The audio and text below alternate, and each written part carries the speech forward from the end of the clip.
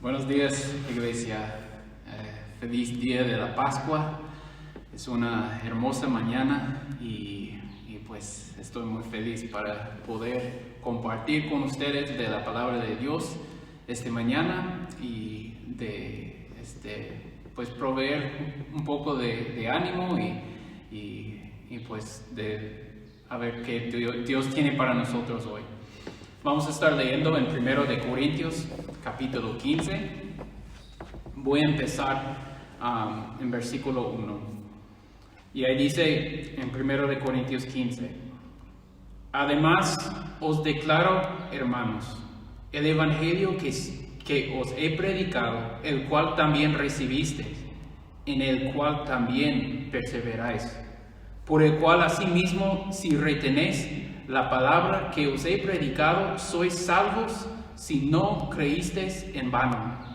Porque primeramente os he enseñado lo que asimismo recibí, que Cristo murió por nuestros pecados conforme a las Escrituras, y que fue sepultado, y que resucitó al tercer día conforme a las Escrituras, y que apareció a Cefas y después a los 12.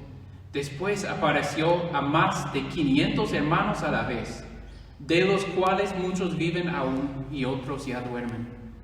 Después apareció a Jacobo, después a todos los apóstoles, y al último de todos, como a un abortivo, me apareció a mí, porque yo soy el más pequeño de los apóstoles, que no soy digno de ser llamado apóstol, porque perseguí a la iglesia de Dios.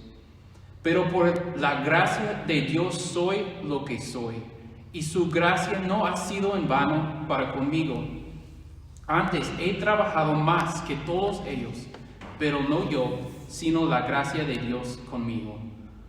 Porque, o sea yo, o sean ellos, así predicamos, y así habéis creído. Entonces, lo que tenemos aquí en 1 Corintios es un libro, una carta de Pablo, y está dirigiéndose hacia la iglesia de Corinto y unos problemas que tenían ahí. Y antes de que enfrente este último problema que tenía que ver con la resurrección de los santos, Pablo recuerda a los corintios del Evangelio y da un resumen del Evangelio en dos partes. Primero vemos el contenido del Evangelio en los primeros 8 versículos. Y después vemos el poder transformador del Evangelio en su propia vida y en su ministerio. Aquí Pablo nos cuenta nuevamente este ritmo de una transformación por el Evangelio. Para los que están unidos a Cristo, la verdad del Evangelio siempre produce una vida transformada, la cual puede ser sostenida en una manera continua por el poder del Evangelio. Eso es lo que vimos en versículo 1, donde dice que el Evangelio que os he predicado, el cual también recibisteis, es cuando los recibieron, fueron salvos, pero también dice, en el cual también perseveráis. Entonces, el Evangelio no solamente es algo que recibimos en el principio de la vida cristiana, sino que es la fuente de nuestra fuerza a través de la vida cristiana. Y es sorprendente que Pablo ve la necesidad de recordar a los corintios, porque ellos ya son creyentes. Y él ve la necesidad de recordarles de ese mismo Evangelio que habían recibido cuando primero creyeron. Entonces vemos que el mensaje del Evangelio de la muerte, el sepultado y la resurrección de Cristo no solo es para evangelizar, sino también es para discipular. No solo es para los incrédulos, también es para los creyentes. Y Pablo empieza a resumir el contenido del Evangelio en términos de la muerte, del entierro de su cuerpo, la resurrección y las apariciones post-resurrección de Cristo. Y el hecho de que Cristo murió por nuestros pecados señala hacia nuestra necesidad. Y también muestra la obra de expiación de Cristo, que nada menos que el Hijo de Dios. Entonces no estamos basando nuestras vidas en un mito o una leyenda. Cuando estamos buscando por gracia para el perdón de nuestros pecados y para que el Dios fortaleza a nuestras vidas viviendo en Él, estamos basándolo en un hecho que pasó hace 2000 años en la vida, el sepultado y resurrección de Cristo. También vemos en versículos 8 a 10 el testimonio de Pablo, que nos ayuda a ver los efectos que la gracia de Dios puede tener en nuestras vidas, aun en ellos con corazones endurecidos hacia Dios, como Pablo. Estos efectos incluyen la humildad. Cuando Pablo dice que yo soy más pequeño porque yo no soy digno, él está expresando humildad en esas frases. También lo vemos en el efecto en honestidad al respecto de los pecados del pasado. Pablo abiertamente dice, yo perseguí a la iglesia. Él no esconde sus pecados del pasado, está honesto en cuanto a quién era antes. También vemos un efecto en el arrepentimiento. Él dice, yo perseguí a la iglesia, pero ahora soy diferente. Por la gracia de Dios yo soy quien soy. Y también la gracia transformadora de Dios nos da no solamente una nueva identidad. Vemos eso en Pablo también, que él era un perseguidor de la iglesia y ahora es un apóstol de Jesucristo. Pero también la gracia transformadora nos da la fuerza para trabajar diligentemente en el servicio de Dios. Pablo dice, he trabajado más que todos. Entonces, agradecimiento por la gracia de Dios significa que vamos a regocijarnos al ver sus efectos en nuestra vida. Su gracia no ha sido en vano, porque su gracia tuvo efecto en nuestras vidas y vamos a regocijar cuando vemos los efectos así manifestando en nuestras vidas. Entonces, Dios es el héroe de la historia de Pablo y Dios es el héroe de cada historia, de todos los creyentes por todo el tiempo, incluyendo la tuya y la mía. Y hoy celebramos la resurrección de los muertos de nuestro héroe, Jesucristo. Más adelante en este capítulo, Pablo razona con la iglesia de Corinto que la resurrección de Cristo de los muertos garantiza nuestra resurrección de los muertos cuando Él viene en su gloria. Cristo venció nuestro enemigo, la muerte, con su resurrección. Y si Él no hubiera resucitado, entonces Pablo dice que nuestra fe es en vano. Pero Él sí resucitó. Tenemos los testigos, tenemos las evidencias. Pablo provee las evidencias.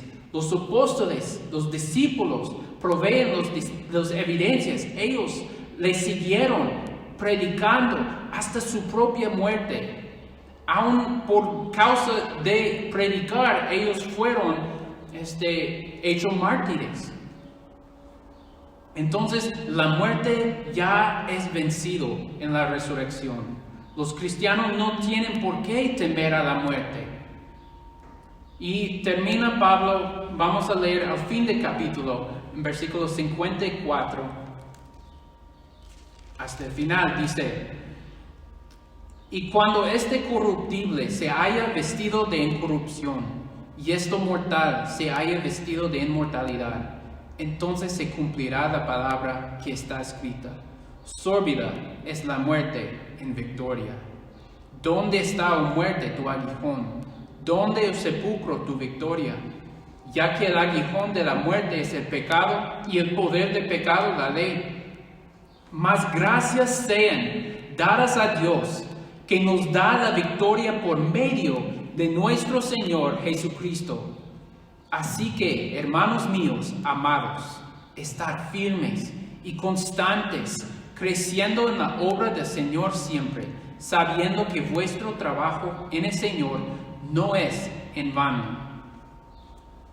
Gracias a Dios por la victoria que tenemos en Cristo. Él venció el pecado, venció la muerte y venció a Satanás. Hay que celebrar su victoria, descansar en Él, sabiendo que Él nos va a sostener hasta el fin. Para terminar, quiero leer en Romanos capítulo 8. En Romanos 8, versículos 32 hasta el fin. Y ahí dice Pablo a los romanos: el que no escatimó ni a su propio Hijo, sino que lo entregó por todos nosotros, ¿cómo no nos dará también con Él todas las cosas? ¿Quién acusará a los escogidos de Dios? Dios es el que justifica. ¿Quién es el que condenará? Cristo es el que murió, más aún el que también resucitó, el que además está a la diestra de Dios, el que también intercede por nosotros. ¿Quién nos separará del amor de Cristo? ¿Tribulación, o angustia, o persecución, o hambre, o desnudez, o peligro, o espada? Como está escrito, por causa de ti somos muertos todo el tiempo, somos contados como ovejas del matadero.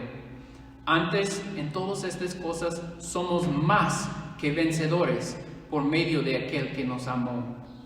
Por lo cual estoy seguro de que ni la muerte, ni la vida, ni ángeles, ni principados, ni potestades, ni lo presente, ni lo porvenir, ni lo alto, ni lo profundo, ni ninguna otra cosa creada nos podrá separar del amor de Dios que es en Cristo Jesús, Señor nuestro. Amén. Dios les bendiga a todos. Les quiero a todos y pues quiero que animarnos, que estamos en oración unos por los otros, buscando animarnos nuevamente durante este tiempo, mutuamente uno del otro. Hay que estar mandando mensajes, haciendo llamadas más que podemos. Es un tiempo difícil, que estamos separados, y hay maneras de mantenernos unidos a través de tecnología. Si alguno llega a tener alguna necesidad, puede comunicarlo con los maestros aquí en la iglesia, y vamos a hacer lo que podemos para ayudarles.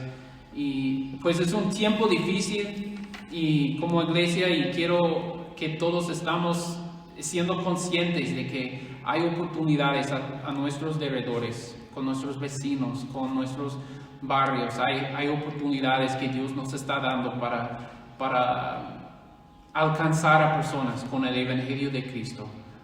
Obviamente manteniendo sus distancias seguras y haciendo cosas seguras, protegiéndose, pero el Evangelio no ha detenido a nuestra puerta. Podemos avanzar, podemos buscar oportunidades. Hay que orar a Dios que te dé oportunidades, y oro que el Espíritu de Dios esté con cada uno de ustedes en las semanas venideras. Y pues pronto estaremos juntos otra vez, espero. Les quiero a todos.